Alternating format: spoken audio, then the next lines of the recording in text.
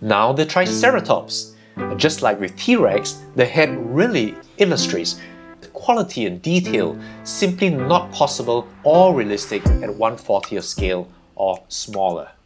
Now just look at the frill. The detail and color on the occipital bones are as expected. But it's the skin here that's really the delight. Now look at the differences in shapes, size, and even relief of individual scales. There are color variations even within each small scale. And when the skin runs further down, the detail becomes increasingly exquisite. Now, the orbital scales are very nicely arranged in an almost concentric fashion. And down here, again, there's another raised ring of scales around the nasal horn. And up front, the nostril. Down over the mandible, you see again different scalation. And I just love the skin tension in the cheek here.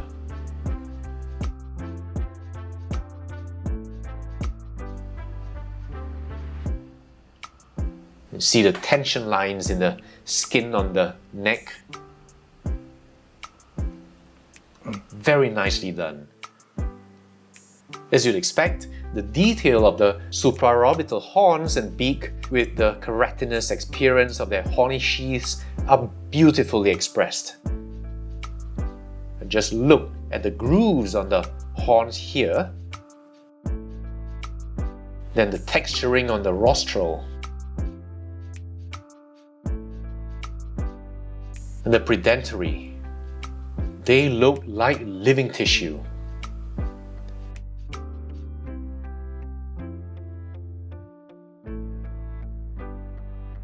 Now, you want to see something sick? Look at this. A row of teeth.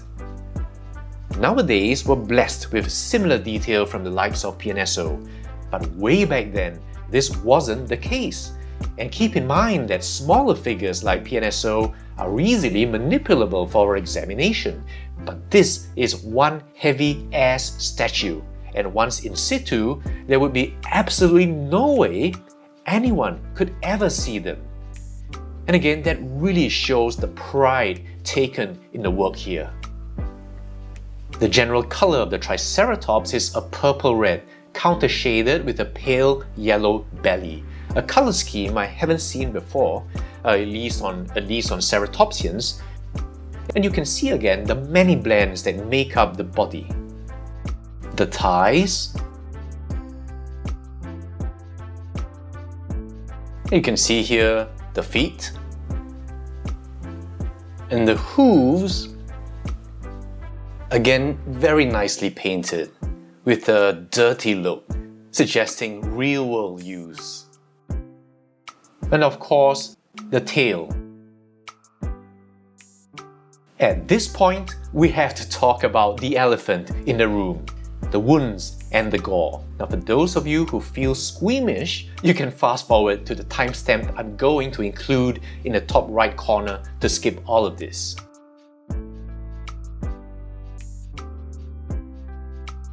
Now first, the Triceratops, where the wounds are most obvious. At the tail here, you see a relatively superficial laceration, with the skin torn off, exposing the flesh underneath. If you've ever had even a mild case of your skin being scraped raw, you know it hurts. And on the other side, you get an even more vicious wound. Now this one, I really feel it for the trike. I mean, you can see the meat is shredded, like really pulverized here. On the hip is a more serious bite wound, evinced by these rows of teeth puncture wounds.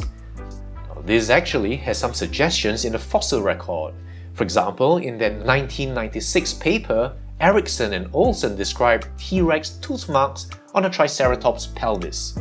You can see in this photo the furrows from the puncture and pull method used by T-Rex, especially the iliac crest, where the initial bite is represented by the wider end and then dragged backwards towards the narrow end.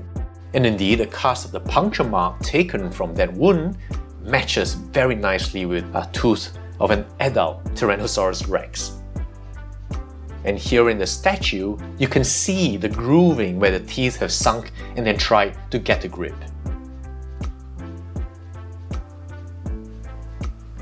And down here on the flank, you'll see lacerations, doubtless from the foot claws of the T-Rex ripping across. The skin is pulled away, opening out these gashes. Oh, these look really deep, and you can almost see what look like shredded muscle underneath. So it looks like the Triceratops is destined to end up on the dinner table. But this diorama is a splendid example of an in-the-round sculpture, meant to be seen from all angles to get a complete picture. And when you do, you realize that the T-Rex isn't unscathed. The Triceratops has gored the T-Rex. The supraorbital has completely lanced through the belly. And here you see a very real depiction of what an injury like this looks like.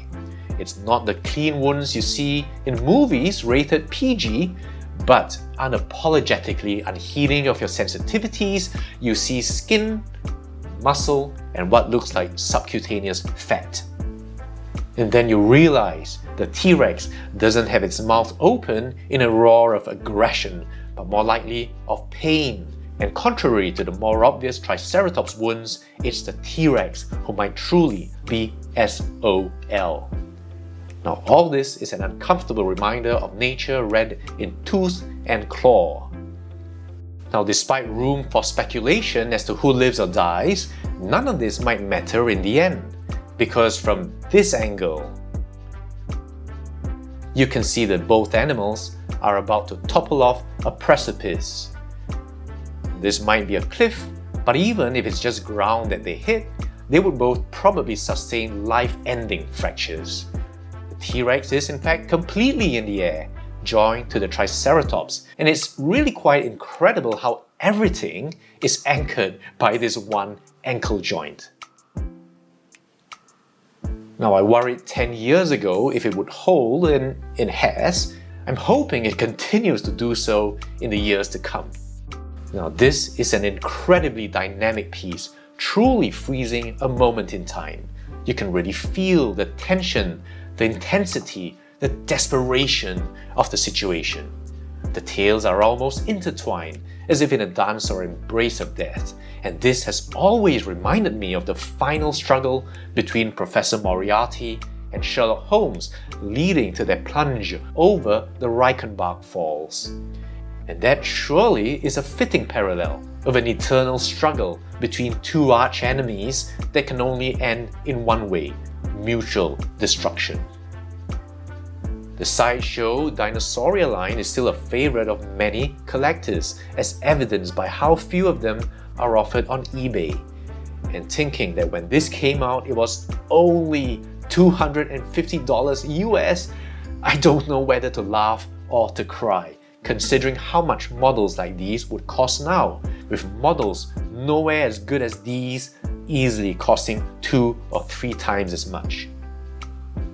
You know, I really want to thank you all for your support and comments, especially those of you who've stuck with me for many years. You know, it was a very long road to get here, and in fact, I really wanted things to be better before I started my channel. But I also know that in life, if you wait for all the stars to be aligned, nothing will happen.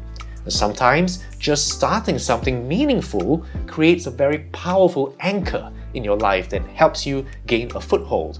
So I'm glad I started and I kept at it, and I only hope that I can continue to improve, creating videos that can add value, considering all the wonderful video, blog, and forum reviews that are already out there by many excellent creators. So once again, thank you all, and I'll see you very soon.